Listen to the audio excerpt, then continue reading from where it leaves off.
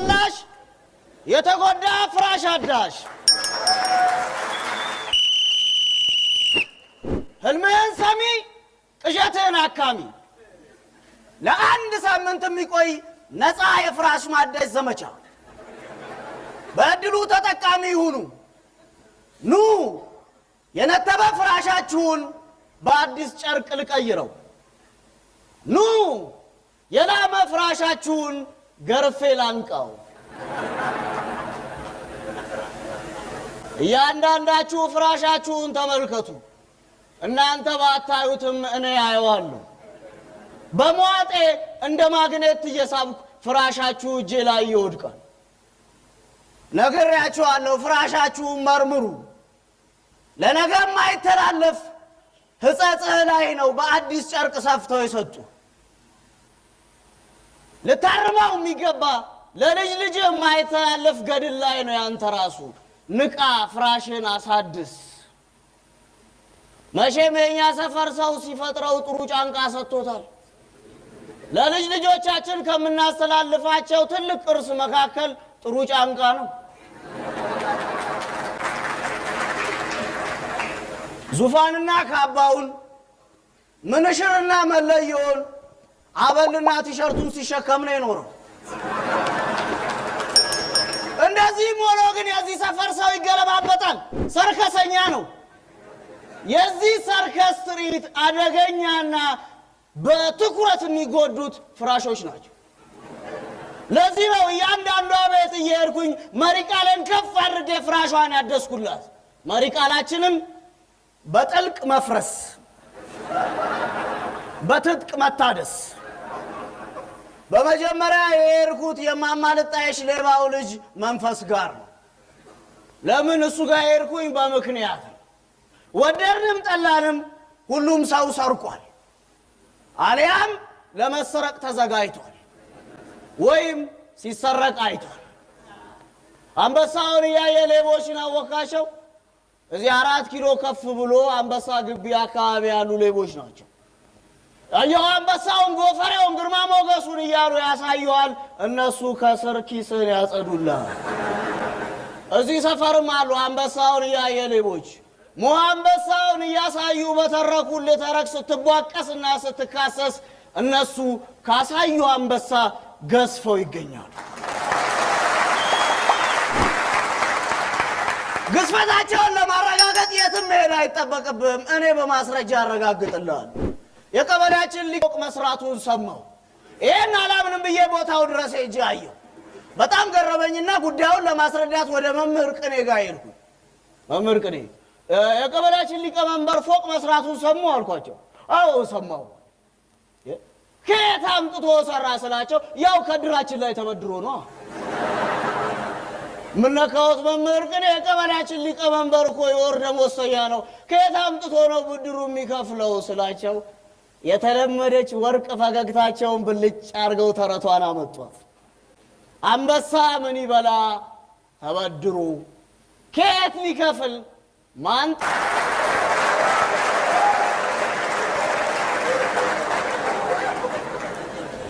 ለዚህ ነው ከሌባው መንፈስ ፍራሽ የጀመርኩት። ለምን ይመስላል? የዚህ ሰፈር ሰው መንፈስን ሌባም ሆኖ እንኳን የሚወደው የራሳቸው ምስል ስለሆነ። አንድ ሌባ በቤት ውስጥ ካለ የጠፋ ነገር ሁሉ በሱ አይደል የሚላከከው? የሰፈሩም ሰው ይወደዋል። መንፈስሻ ማምና ተቀብላለች። ባለፈው አንድ ባለ ሀገር አዲስ ጋቢ ገዝቶ ትከሻው ላይ ጣል አድርጎ ሲሄድ መንፈስሻ ከኋላ እየተከታተለችው፣ ልክ አጠገቡ ደርሶ ጋቢው ሙጭልፍ አድርጎት መንፈስ የራሱ ትከሻ ላይ አደረገ።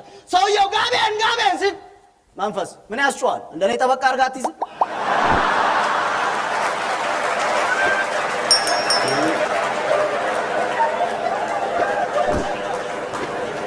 እኔ ግራ የገባኝ ሀዘናችን ይቅር፣ እንዴት የጋራ ደስታችንን እንኳን ጠበቃ አድርገን መያዝ ያቅተናል?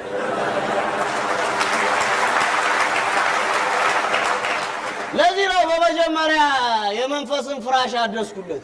የመንፈስ ፍራሽ ችግር በጣም ቀላል ነው። አልጋው ትንሽ ሆኖ ፍራሹ ትልቅ ነው። ወደድንም ጠላንም የፍራሾች ባህሪ የሰውየው ማንነት ገላጭ ናቸው። መንፈስም እንደዚህ ፍራሽ ነው። ያግበሰብሳል መጥገባት መንፈስ ማለት ማጭድ የሆነ ሰው ለኔ ብቻ የሚያውቅ ልኩን ማያውቅ በቀላል ቀዶ ጥገና ነው አልጋውና ፍራሹን ያግባባሁለት በአልጋው ልክ ፍራሹን ሰራሁለት ልክን ማወቅ አለ ለምን ይመስላል እኔ ጠጅ የመረጥኩት እኔና ብርሌ ስለምን እንመሳሰል ሆዳችን ብዙ ነገር ይይዛል አፋችን ግን በልክ ነው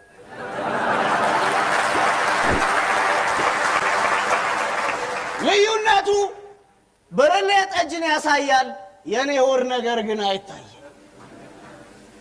ልክን ማወቅ አለ ልክን ካላወቅ እንደ መንፈስ ነው የምትሆኑ ዱባና ጤፍ ተመዘኑ አሉ ጤፍ በለጠ እንዴት ቢባል የተመዘኑት በህል ሚዛን ነው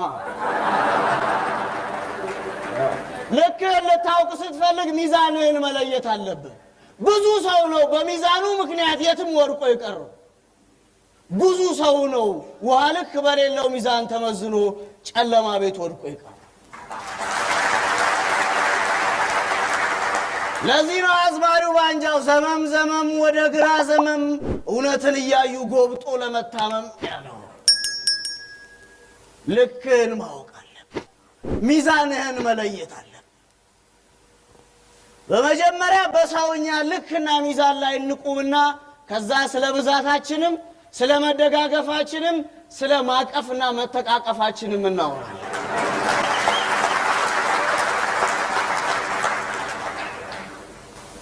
በጣም የሚገርመው የፍራሾቹ ችግር በርካታ ነው ማማ ልጣይሽ ፍራሽ ብቻ ነው ዛሬ እዚህ ሰፈር ውስጥ ያልታደሰው ምክንያቱም ማማ ልጣይሽ አድባር ናቸው የመንፈስሻን ከጎን ከሳቸው በጎን ያለውን ፍራሽ ካደስኩለት በኋላ በልኩ ካበጀሁለት በኋላ አሁን የሚቀረኝ መንፈስን ከአዲሱ ፍራሽ ጋር ማግባባት ብቻ ነው የመንፈስ ማንነት ደግሞ ከአዲሱ ፍራሽ ጋር ለመግባባት ፍቃደኛ አይደለም እንደ ባልና ሚስቶቹ ታሪክ ማለት ነው ባል አዲስ ፍራሽ ይገዛና ቤት ይመጣል ማታ ሚስት ስትገላበጥ ታራለች እንቅልፋታ ለባል ተጠይቋለች አረባ ካንተ ሰውዬ እንቅልፌ ጠፋለች ባልም መለሰ በራስጌም በኩል በግርጌም በኩል መተኛት ትችያለሽ እንቅልፌ ጠፋ ግን ሌላ ጥያቄ ነው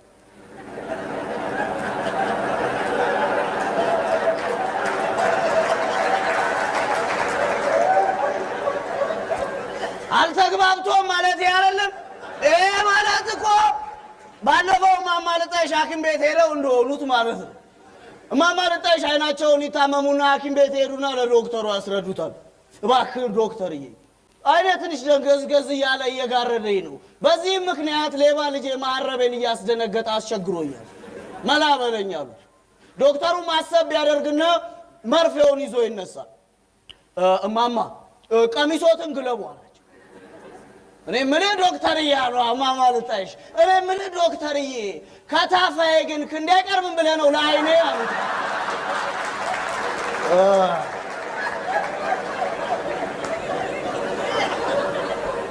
ከታፋዬ እንዳይቀርብም ብለህ ነው ለአይኔ አሉት ማማ ልጣይሽ አድባር እኮ ናቸው ማማ ልጣይሽ አድባር ደግሞ አይታደስም አይለወጥም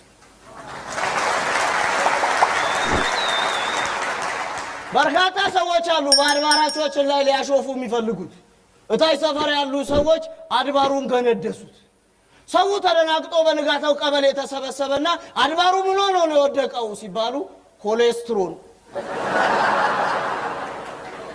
እኔ የምፈራው የታችኛው ሰፈር ሰዎች ላይኛው ሰፈር ሄደው የላይኛው ሰፈር አድባር ጥለው ምንድነው ሲባሉ ስትሮክ እንዳይሉ ሁለተኛው የዚህ ሰፈር የፍራሾች ችግር በፍራሾች ላይ አጉል ልፊያ ተፈጥሯል ይሄ ልፊያ ደግሞ ወደ ቁመት መለካካት ያልጋል ቁመት መለካካት ውስጥ ከገባን ደግሞ የአዝማሪው ባንጃው ግጥም ከተፍ ትላለች ጠመንጃ ነበረኝ ሊያው ምንሽር ፍላጻም ነበረኝ የተሳለ ጦር ሚጀምር ጠፍቶ እንጂ የሚያንደረድር እሰብቀው ነበር አንጣጣው ነበር ቀዳሹ ቢኖር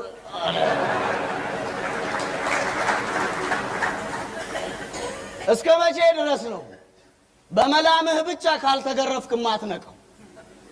እስከ መቼ ድረስ ነው እየተበተንክ ለመሰፋት የምታስቸግረው? እስከ መቼ ድረስ ነው በአልጋ ዙሪያ የፈሉትን ተባዮች ደምን እየገበርክ የምታደልበው? እኔ አንተ ዘላለም ቁልቁል መውረድ ላይ ሰለች ይችላል። እኔ ግን ከሰውኛ ከፍታዬ ዝቅ ብዬ አንተን ማየት ይሰቀጥጠኛል። ምነካ ሁላችንም እኮ መግረፊያ ያለን የምንጠቀምበትን ቦታ እየመረጥን ነው እንጂ ሰው ጉልፊያና አቅም መለካካት ውስጥ ከመግባቱ የተነሳ ጸቡን አዘጋጅቶ ነው ከቤቱ የሚወጣው። አንድ ሰውዬ ማማልጠሽ ጋር በሰላም ቁጭ ብሎ ጠጅ እየጠጣ መጣ። አንተን አረል ባለፈው የተሳደፍከው ምናምን ሲለው ጌታዬ እኔ ገና ዛሬ ነው ከክፍለ ሀገር የመጣሁት። ሰውየውን ቢለው ጥሩ ነው። አንተ ባትኖርም ትሳደባለህ።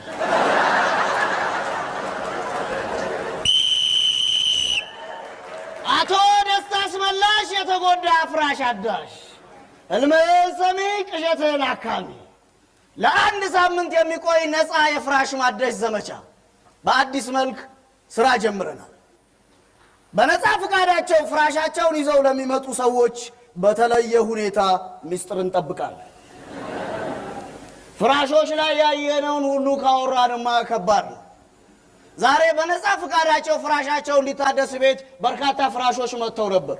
እሱን እያደስኩኝ ማማ ልጣሽ ጠሩኝ። ደስታ አስመላሽ ና ፓርላማ ያሉኝ። ማማ ልጣሽ እሱ ነገር አልወደውም አልኳቸው።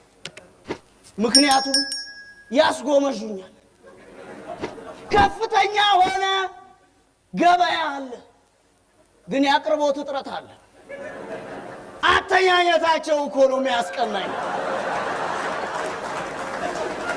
ፍራሻቸውን ትራሳቸውን በአግባቡ እኮ ሰፍቼ ልሰጣቸው ይችላል። ባለፈው እኛን ወክሎ የህዝብ ተወካዮች ምክር ቤት ተወካይ የሆነውን የወረዳችንን እኛን የወከለንን አገኘሁት። እኔ ግራ የሚገባኝ ምክር ለማይሰማ ህዝብ ምክር ቤት ምን ይሰራል?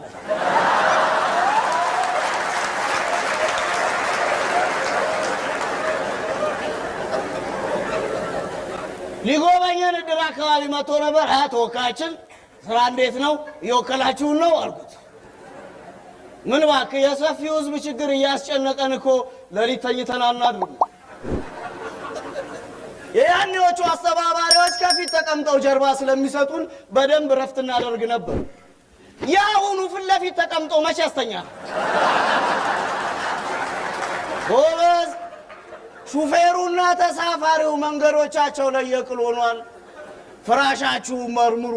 ፍራሾቻችሁ ናቸው የማንነቶቻችሁና የራሳችሁ ምልክቶች። ሰው የተኛበትን ረስቶታል። ሰው ኢትዮጵያ ትቅደም የሚል መፈክር ላይ ይተኛል። ጎበዝ አንዱማ ያቃዠኛል ይለኛል እና የጃንሆይ የሚያክል ሰው የፎቶ ላይ ላያቃዠው ነው እንዴ? ግራ የሚገባው እኮ የአንዳንዱ ሰው ትራስ ውስጡ ሲታይ አብዮቱ ይፋፋምብኝና ለውጡ አይደናቀፍም የሚል ቲሸርት በአንድ ላይ አስጥቷል።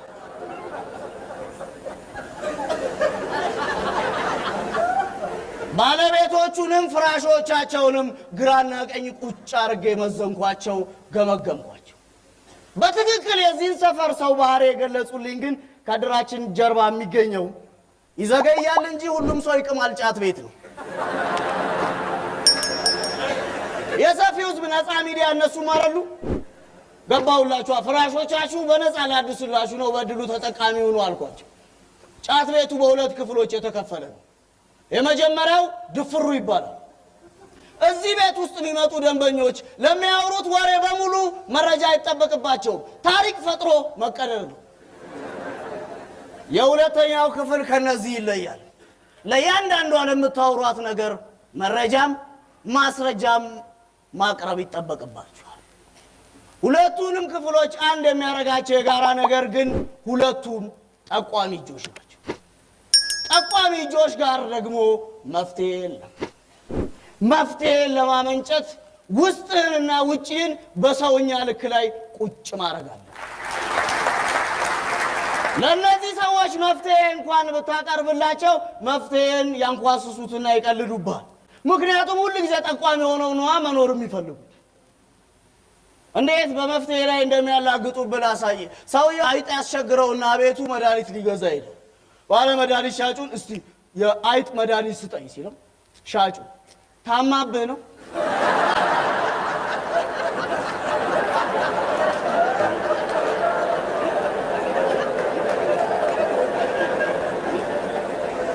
እነዚህ ጠቋሚ እጆች መፍትሄ ስትጠይቃቸው እጅ ከምን ስትላቸው ያንተን መፍትሄ ማንቋሸሽና ማንኳሰስ ብቻ ነው የሚችሉበት። ሁሉ ጊዜ የችግር ምንጭ ሆኖ መኖር አይሰለችም? እርግጠኛ ነኝ እነዚህ መፍትሄ ምንጮች አንድ ቀን የችግሩን ምንጭ ይደርሱበትና ምንጩን አድርቀውብህ ጠቋሚ ስታጣ ወደ ራስህ ትጠቁማታለህ። አሳዎችና አሳ ነባሪዎች ለባህሩ ደህንነት ሲባል በጋራ ኑን ብለው ውህደት ይፈጽማሉ።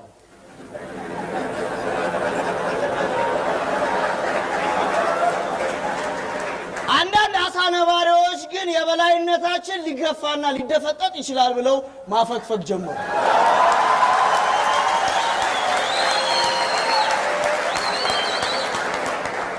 አሳ ነባሪዎቹ ብቻ አይደሉም፣ ከአሳ ዝርያ ያሉ አንዳንድ አሳዎችም በጣም ፈሪዎች አሉ። ለምሳሌ ውሃ ውስጥ ሆኖ የሚያልበው አሳ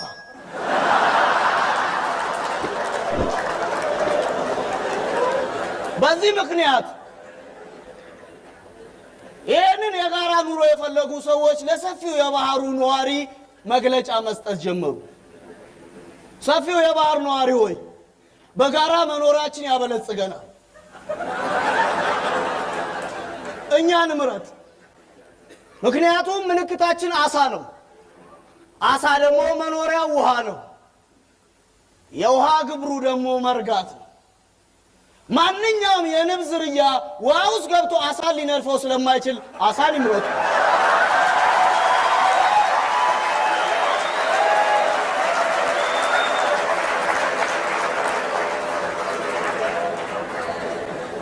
ጠቋሚዎቹን በቀላል ምሳሌ ላስረዳ። አንድ መርከበኛ አሳ ያጠምድና አሳውን ይዞት ምን ቢለው ጥሩ ነው? ከመስመጥ ነው ያዳንኩ።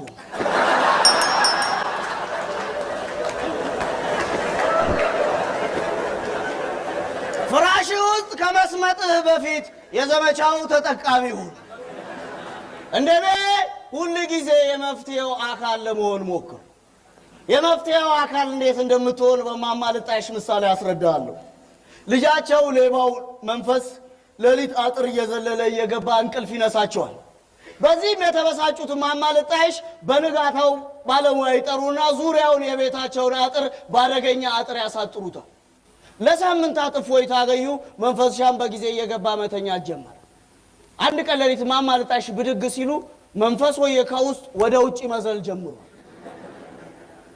በጣም ተናደው በጧቱ ባለሙያውን ጠሩና ጎበዝ ጎበኙት፣ ይሄ በቀይ ቆርቆሮ የተጻፈው ምንድነው አሉት። ባለሙያው ማማ ይሄማ አደገኛ አጥር ነው ቢለው አሉት።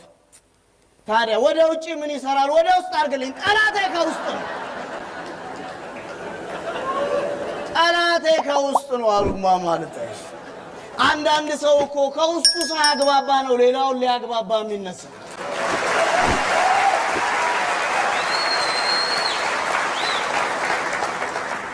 በዚህ ዘመቻ የሁሉንም የነተበ ፍራሽ ጨርቅ በአዲስ ለወጥኩለት። በልክ ያልሆነውን ፍራሹን በልክ አበጀሁለት። እንደለመደው በክፋት እድፉ ካላጎደፈው በቀር። ለዛሬ ዘመቻችን ድል ማጣጣሚያ ጠጃችንን ከፍ አድርገን ለአዝማሪው ዋንጃው ግጥም እንሰጣለን። ታደሰ አንተ ፍራሽ አድስ፣ በወገፋ ሐሳብ ቅዠት አታግበስብስ። ባዳፋ መዳፍህ በእድፋም እጅህ እምባህን አታብስ።